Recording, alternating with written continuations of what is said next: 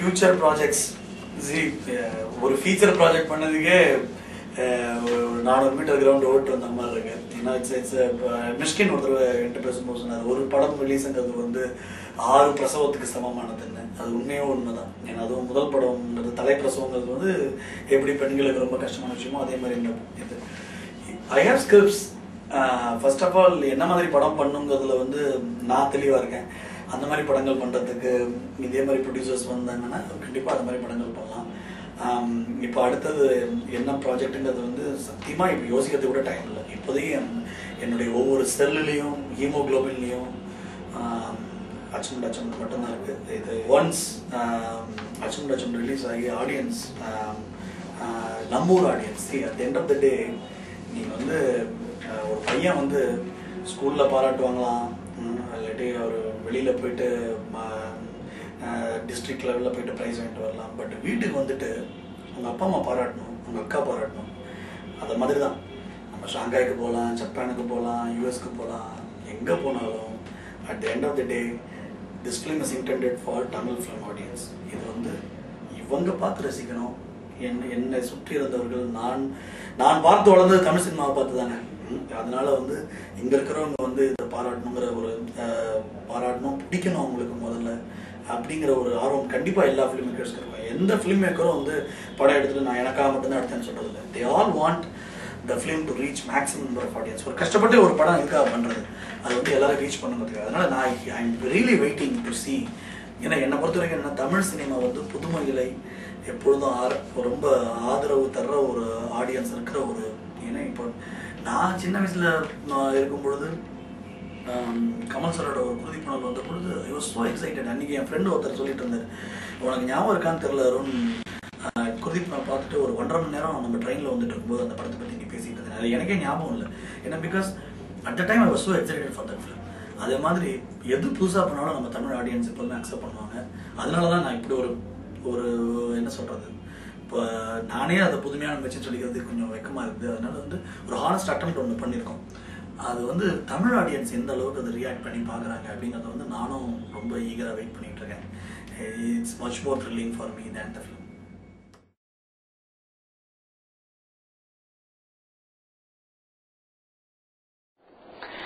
எந்த ஒரு கதைக்குமே என்ன திரைக்கதைக்குமே தயாரிப்பாளர்கள் வந்து ரொம்ப ரொம்ப இம்பார்ட்டன்ட்.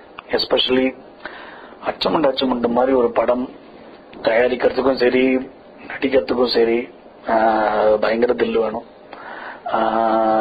அந்த தில்லு அந்த தைரியம் ஆனந்த் கோவிந்தன், ஆஸ்மா ஹாஷ்மி, ரம்ஜான் லக்கானி, ஸ்ரீனிவாசன் இவங்க 4 பேருக்கு இருந்தது.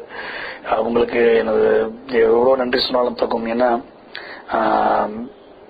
நம்ம 1008 எழுதலாம் ஸ்கிரிப்ட்ல, அதெல்லாம் வந்து at the end of the day if it has to realise in the visual medium அதுக்கு நிறைய பணம் தேவைப்படுது. At the end of the day நிறைய பேருடைய எஃபர்ட்ஸ் தேவைப்படுது. இவங்க இல்லைன்னா இந்த சினிமா வந்திருக்காது. எந்த சினிமாவுமே தயாரிப்பாளர்கள் இல்லைன்னா கிடையாது.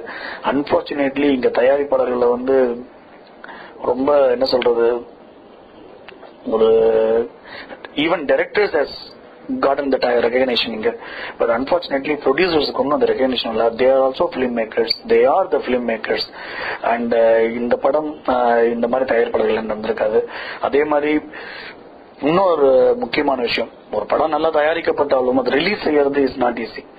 ஆனந்த Pictures Suresh sir is releasing our film because he liked our film. அவருக்கும் என்னுடைய மனமார்ந்த நன்றிகள். ஏன்னா இந்த மாதிரி ஒரு எஃபர்ட்டுக்கு இந்த மாதிரி ஒரு சப்போர்ட்லாம் இல்லைன்னா இந்த படம் வந்திருக்காது. So again my thanks to my producers and I want all of them to produce films like that. Not only with me, நல்ல டைரக்டர்ஸ் நல்ல ஸ்கிரிப்ட்ஸ் எங்க இருந்தாலும் அவங்க அதை என்கரேஜ் பண்ணணும். இதுல முக்கியமான விஷயம் என்னன்னா, ஆஸ்மா ஹாஷ்மிக்கும் ரம்ஜான் லக்கானிக்கும் தமிழே தெரியாது. அவங்க இந்த ஸ்கிரிப்ட்ல வந்து இன்வெஸ்ட் பண்ணதுங்கிறது வந்து டைம் அண்ட் மணி இன்வெஸ்ட் பண்ணதுங்கிறது வந்து is really commendable. Anand Govindan is also a huge Tamil film fan and Srini, he has worked with Kamal Hassan and sir and அவரும் ஃபர்ஸ்ட் டிஜிட்டல் சினிமா பண்ணவர் அவரு. அண்ட் இவங்களுடைய சப்போர்ட்ல இந்த சினிமா வந்திருக்காது. Thanks to them and thanks to Suresh sir also for making this happen. அச்சம் படத்தை மட்டும் இல்லை, எல்லா படத்தையுமே தியேட்டரில் பார்க்கணும். ஏன்னா ஒன்றும் இல்லை, இந்த இன்டர்வியூக்கே இங்கே 4 பேர் தேவைப்படுது. ஒருத்தர் லைட்டை பிடிச்சிட்டு இருக்காரு, ஒருத்தர் வந்து கேமரா ஹேண்டில் பண்ணிட்டு இருக்காங்க, ஒருத்தங்க.